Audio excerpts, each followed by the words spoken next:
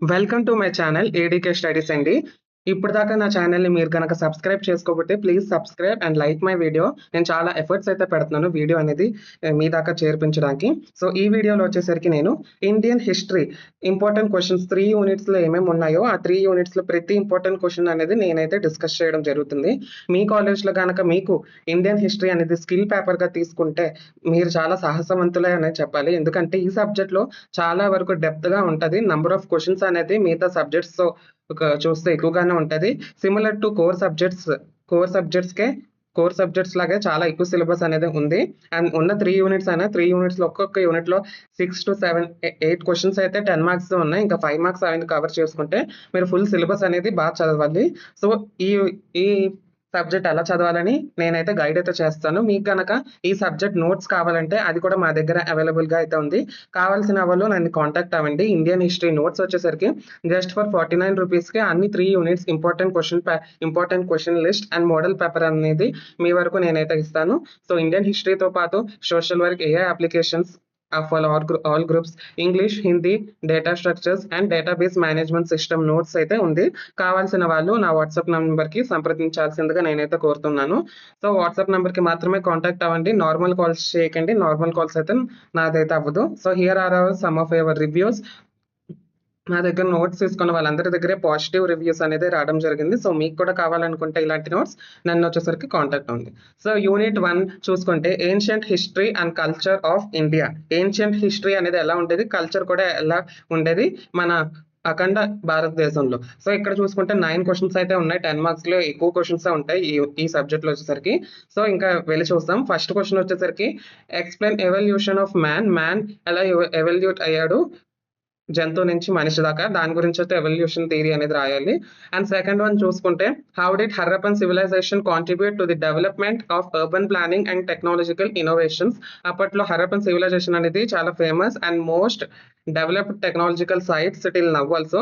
So, Harappan civilization వచ్చేసరికి ఎలా contribute చేసింది అర్బన్ ప్లానింగ్ కి అనేది రాయాలి 10 మార్క్స్ కి. And this is very important question. Third question కూడా explain the Vedic literature and Vedic period గురించి రాయమన్నారు. సో, వేదిక్ లిటరేచర్ పీరియడ్ గురించి రాయండి. వేదాస్ గురించి 4 వేదాస్ గురించి రాయాలి మీరు. సో, ఫోర్త్ క్వశ్చన్ చూసుకుంటే వెరీ ఇంపార్టెంట్. ప్రతిసారి క్వశ్చన్ పేపర్లో అయితే సరికి జైనిజం అండ్ బుద్ధిజం ఫిలాసఫీల పైన అడుగుతారు, ఈ 2 రిలీజియన్స్ పైన. So, distinguish between Jainism and Buddhism philosophy అని అడుగుతారు. చాలా వరకు ఇలాగ అప్పుడు డిస్టింగ్విష్ చేయమన్నా చాలా వరకు సపరేట్ కూడా అడగడం జరుగుతుంది. Buddhism and it's 8 fold parts గురించి రాయమంటారు. లేకపోతే జైనిజం వల్ల ఇంపాక్ట్ ఏమేమి ఉంది, దాంతో వాటి యొక్క లెవెల్స్ ఏంటి, దాని యొక్క వాళ్ళు పాటించే 5 డాక్టరేట్స్ దాని గురించి అయితే రాయాల్సి ఉంటుంది. So, Jainism and Buddhism it's very important. Fifth question Ashoka Dhamma policy కూడా వెరీ ఇంపార్టెంట్. క్వశ్చన్స్ అనేది చదివే తీరాలి. సిక్స్త్ క్వశ్చన్ అంతగా unimportant question, but it is considered as important only. 5 marks లో వస్తారు. Explain science and technology in Gupta period. Seventh question, describe the chronology of various dynasties that ruled in India. Very easy question and కొంచెం పేర్స్ years అనేది remember చేసుకోండి. This is also very important question. Eighth question, explain the technology in Indus valley civilization. Eighth one కూడా light గా unimportant, you can leave it. Ninth question అయితే పక్కగా చదువుకోండి. Explain golden rules of Guptas, important. So, unit 1 లో second question is very important. Second, third, fourth question అయితే maximum పక్క question అది. Fifth, seventh and ninth question కూడా మీరు అన్ని ప్రిపేర్ అవ్వాలి. రెడ్ కలర్ లో ఉన్న క్వశ్చన్స్ అన్ని ప్రిపేర్ అవ్వండి. 5 మార్క్స్ లో చూసుకున్నా కూడా మాక్సిమం 10 మార్క్స్ లో ఏమేమి ఉన్నాయితే అవే 5 మార్క్స్ లో అడగడం జరుగుతుంది. ఇక్కడ హిస్టరీ గురించి అడుగుతారు. ఎవల్యూషన్ ఆఫ్ హిస్టరీ, అక్కడ ఎవల్యూషన్ ఆఫ్ మ్యాన్ చూస్తాను, ఇక్కడ ఎవల్యూషన్ ఆఫ్ హిస్టరీ అనేది ఇస్తారు. Harappan civilization, Vedic literature, Buddhism and Jainism పైన అడుగుతారు. Science and technology Gupta period లో అండ్ ఇండస్ వ్యాలీ సివిలైజేషన్ గురించి అడుగుతారు 5 మార్క్స్. ఇది యూనిట్ 1 నుంచి. యూనిట్ 2 లో చూసుకుంటే history and culture of medieval India. దీంట్లో వచ్చేసరికి మీకు 6 క్వశ్చన్స్ అయితే ఇంపార్టెంట్ గా ఇవ్వడం అనేది నేను జరుగుతుంది. సో, ఫస్ట్ క్వశ్చన్ చూసుకుంటే explain about Delhi sultanates. Delhi sultanates ని లేదంటే ఇస్లామిక్ రూలర్స్ ఇన్ ఢిల్లీ అని పిలుస్తారు. ఈ క్వశ్చన్ ఎలా ఇచ్చినా Delhi sultanates or Islamic rulers in Delhi అని ఇచ్చినా మీరు 10 మార్క్స్ అయితే రాయాలి. Second question analyze the significant reforms అయినా ఇవ్వచ్చు. Administrative introduced by Alauddin Khilji and Muhammad bin Tughlaq. ఈ ఇద్దరు గురించి అయితే అడుగుతారు. ఎవరో ఒకరిది అయితే పక్కాగా సపరేట్ గా 10 మార్క్స్ లో అడుగుతారు, లేకపోతే రెండు కలిపి అడుగుతారు. Very important second question Alauddin Khilji గురించి, ముహమ్మద్ బిన్ తుగ్లక్ గురించి. Very important questions. Third question చూసుకుంటే బ్రీఫ్లీ డిస్కస్ ముఘల్ అడ్మినిస్ట్రేషన్ ఎలా ఉంటుందని రాయమంటున్నారు, లేకపోతే ఎలుసిడేట్ ద అడ్మినిస్ట్రేషన్ ఆఫ్ ముఘల్ అని కూడా అంటారు. చాలా వరకు ఎలుసిడేట్ అంటే ఎక్స్ప్లెయిన్ ఏం చేయమని హిస్టరీ క్వశ్చన్ పేపర్స్ లో ఎలుసిడేట్ అనే వర్డ్ ని ఎక్కువసారి చూడొచ్చు మనం. సో కన్ఫ్యూజ్ అయిపోతారు, ఎలుసిడేట్ అంటే ఇంకోటి ఏదో రాసి వచ్చేస్తారు. సో ఎలుసిడేట్ అంటే ఎక్స్ప్లెయిన్ చేయమని. ఫోర్త్ క్వశ్చన్ చూసుకుంటే explain Akbar religious policy, very important. లేకపోతే critic on rule of Akbar అని ఇస్తారు. So Akbar religion policy which is very important question. Fifth question normal గానే చదివియచ్చు. మనం ఇవన్నీ ముఘల్స్ గురించి చదువుకుంటే ముఘల్ ఆర్ట్ అండ్ ఆర్కిటెక్చర్ ఎలా ఉంటుంది అని మనకు మామూలుగానే తెలిసిపోతుంది. 1 or 2 పాయింట్స్ చదువుకొని పెట్టుకోవడం అయితే best.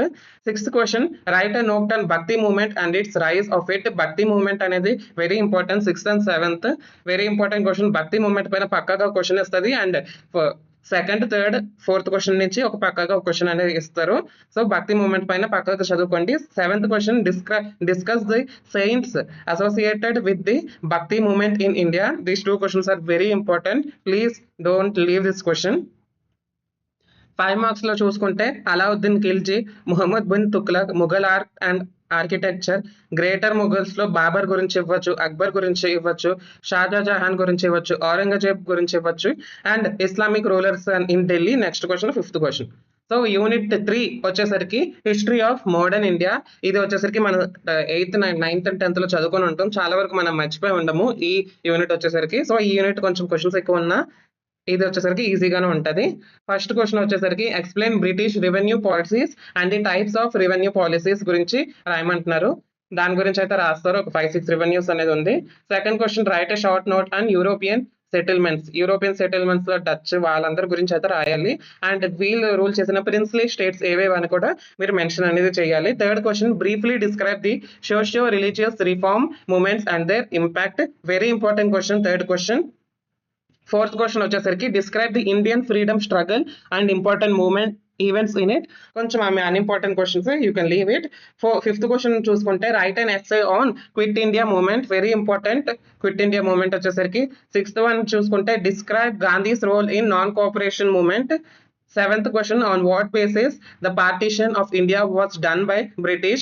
Explain partition of India, quit India movement, Dandi March and causes and revolt of 1857. ఈ 4 questions చాలా ఇంపార్టెంట్. చేతులు పెట్టుకొని అయితే వెళ్ళాలి. 5 మార్క్స్ లో ఇవే వేస్తారు, 10 మార్క్స్ లో కూడా ఇవే వేస్తారు. వీటి గురించి మన ఇండియా గురించి మనమే తెలుసుకోవాలి. సో ఈ క్వశ్చన్స్ అనేది తప్పకుండా చదువుకొని వెళ్ళండి. 8th క్వశ్చన్ వచ్చేసరికి డాండీ మార్చ్, సాల్ట్ సత్యాగ్రహ అని కూడా పిలుస్తారు. అబౌట్ సాల్ట్ సత్యాగ్రహ అని ఇచ్చిన డాండీ మార్చ్ గురించి రాయాలి. 9th question causes of the revolt of 1857. దేని వల్ల రివాల్ట్ వచ్చేసరికి చేశారు దాని గురించి రాస్తారు. 5 మార్క్స్ క్వశ్చన్స్ చూసుకుంటే arrival of British India movement. Second one economic impact of British rule, positive and negative. Third question Vande Mataram గురించి, వందే మాతరంలో ఉన్న స్ట్రగుల్స్, గాంధీజీ ఎలా వందే మాతరంని వాటి యొక్క రోల్ ఏంటి అని చదువుతారు. And role of Bangladesh in Vande Mataram అని కూడా అడగచ్చు. 4th question role of Subhash Chandra Bose in India struggle for independence, very important. 5th question home rule movement, ఇది కూడా వెరీ ఇంపార్టెంట్ 5 మార్క్స్ కి. 6th one explain the history of modern India. 7th one Warren Hastings. 8th one Raja Rammohan Roy గురించి కూడా అడుగుతారు, very important. So 5 marks లో కూడా importance చూసుకుంటే వందే మాతరం, సుభాష్ చంద్రబోస్ గారి గురించి, హోమ్ రూల్ మూవ్మెంట్ గురించి, రాజా రామ్మోహన్ రాయ్ గురించి, వీళ్ళందరి గురించి తెలుసుకోండి. సో ఇది వచ్చేసరికి 3 యూనిట్స్ నుంచి ఇంత క్వశ్చన్స్ అనేది ఉన్నాయి. సో ఇవి అన్ని క్వశ్చన్స్ మీకు టెక్స్ట్ బుక్స్ లో కచ్చబిచ్చా అని ఉంటుందని నాకు తెలుసు. సో మా దగ్గర నోట్స్ లో వచ్చేసరికి చాలా సింపుల్ గా అండ్ ఈజీగా ఉంటుంది. నోట్స్ వచ్చేసరికి చాలా అఫోర్డబుల్ ప్రైస్ లో అనేది పెట్టడం జరుగుతుంది మీకు నోట్స్ వచ్చేసరికి.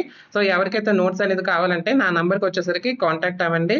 So that's all about this video. Have a good day and please like this video and share it to your friends. Prepare well. Thank you.